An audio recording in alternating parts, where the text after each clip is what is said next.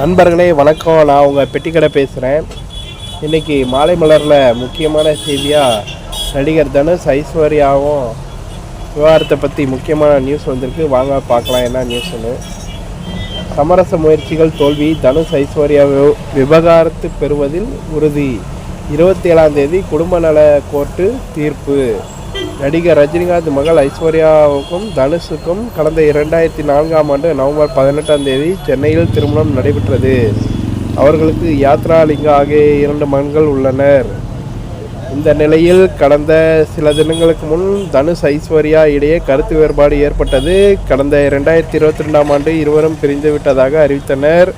அவர்களை சமாதானப்படுத்த குடும்பத்தினரும் நண்பர்களும் எவ்வளவோ முயன்றும் எந்த பயனும் இல்லை.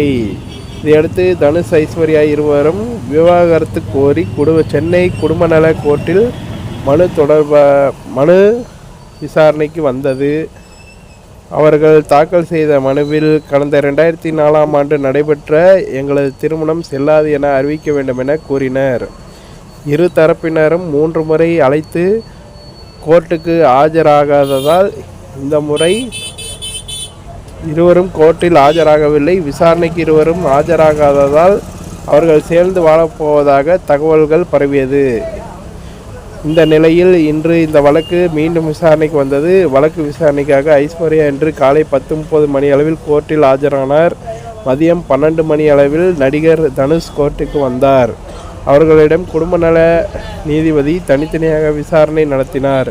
உங்களுக்கு 6 மாத அவகாசம் கொடுக்கப்பட்டது வழங்கினோம். இப்போது பிரிந்து செல்வதில் உறுதியாக இருக்கிறீர்களா அல்லது மாற்றம் ஏற்பட்டுள்ளதா என விசாரித்தனர். இரு தரப்பினரும் பிரிவதில் உறுதி என அறிவித்தனர். இதையடுத்து தீர்ப்பை வருகிற 27ஆம் தேதி வழங்குவதாக நீதிபதி அறிவித்தார்.